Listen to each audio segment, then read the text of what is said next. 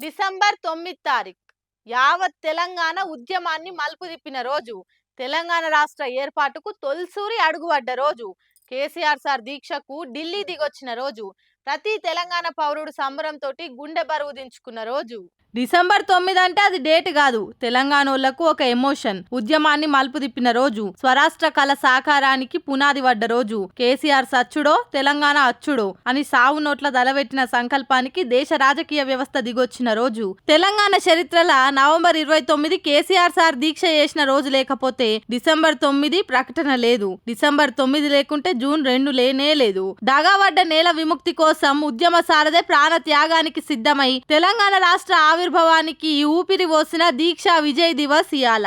కానీ దాన్ని దూరం చేసేందుకు, జనాలను డైవర్ట్ చేసేందుకు డిసెంబర్ 9 తారీఖు నాడు కాంగ్రెస్ విజయోత్సవాల పండుగ చేసుకుంటున్నది. కానీ ఎవలేం చేసిండ్రో జనాలకు తెలియకుండానైతే ఉండదు కదా అని గర్వంగా డిసెంబర్ 9 తారీఖు దీక్షా దివస్ గానే పండుగ చేసుకుంటామని సంబరాలు చేస్తుంది బీఆర్ఎస్ పార్టీ.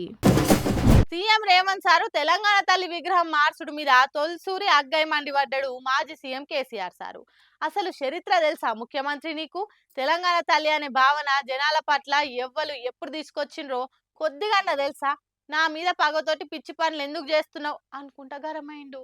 తెలంగాణ అస్తిత్వము, ప్రజల ఆంక్షల గురించి ఏంగింత సోయిలేని ముఖ్యమంత్రి ఈ రేవంత్ రెడ్డి. ఉత్త రాజకీయ స్వార్థంతో కేసీఆర్ మీద కక్షతోటి పిచ్చి పనులు చేసుకుంటా పోతుండని ఎర్రవెల్లిలో పెట్టిన పార్టీ లీడర్ల మీటింగ్ లా 7 కాడ సీఎం ను ఉత్కారేసిండు కేసీఆర్ సారు. తెలంగాణ తల్లి మార్పు అనేది పిచ్చికి పరాకాష్ట అందు మెత్తి పోసిండు. తెలంగాణ తల్లి అంటే కేసీఆర్ది కాదు, యావత్ తెలంగాణ సమాజానిది. 70 ఏండ్ల కిందనే దాశరథి, రావెల్ల వెంకటరామారావు అసొంటి తెలంగాణ కవులు తెలంగాణ తల్లి గురించి కీర్తించిండ్రు. ఈ సంగతి ప్రభుత్వానికి, దాన్ని నడుపుతున్న మూర్ఖులకు తెలియదు. కేసీఆర్ పెట్టిండని కేసీఆర్ ఆనవాళ్ళు లేకుండా చేయాలని పిచ్చిలేసిందాలకని మండిపడ్డాడు. నిజాం పాలన మీద తిరుగుబడ్డ నాటి తెలంగాణ కవి దాశరథి నా తెలంగాణ తల్లి కంజాతవల్లి అని కీర్తించిర్రు. అదే విధంగా నా తల్లి తెలంగాణరా వెలలేని నందనోద్యానమురా అంటూ రావెల్ల వెంకటరామారావు వంటి గొప్ప కవులు తెలంగాణ తల్లి భావనను ముందుకు తెచ్చిండ్రు. వాళ్ళు చేసిన కృషి తెలంగాణ సాంస్కృతిక అస్తిత్వం మీద పాయిరాన్ని పెంచింది. అదే టైంలో ఉమ్మడి మద్రాసు రాష్ట్రంలో ఉన్న ఆంధ్ర ప్రాంతం ప్రత్యేక ఆంధ్ర కోసం పోరాటాలు నడిపింది.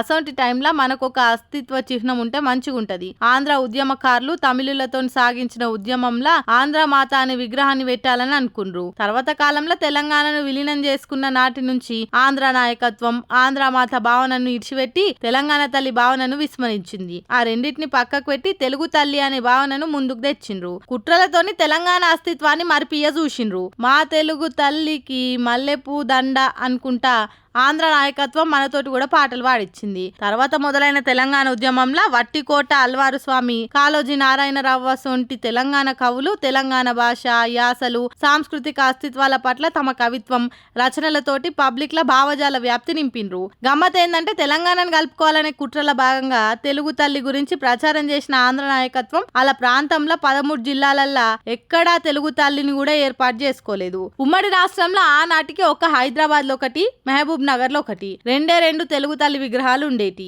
అంతగా తెలుగు తల్లి గురించి తప్పిస్తున్న మీరు విగ్రహాలు ఎందుకు పెట్టుకోలేదని అక్కడి ప్రాంత కవులను, రచయితలను నేను నిలదీసిన. దాంతోనే అప్రమత్తమైన నాటి ఉమ్మడి పాలకులు తిరుపతిలో తెలుగు తల్లి పేరుతోటి విగ్రహాన్ని ఏర్పాటు చేసుకుర్రు. విజయవాడలో ఉన్న విగ్రహాన్ని చాలా మంది తెలుగు తల్లి అనుకుంటారు గాని ఆ విగ్రహం కృష్ణవేణి, కృష్ణమ్మ నది తల్లి విగ్రహం అని కేసీఆర్ సారు పూసగుచ్చినట్టు చరిత్ర అంతా చెప్పుకొచ్చిండు. ఈ సంగతి అస్సలైన వాళ్ళకేమని తెలిస్తే మంచిగుండు. ఆ తెలవకనే కదా గిసొంటి పనులు చేస్తుండ్రని మండిపడుతుండ్రు చరిత్ర తెలిసినోళ్ళు.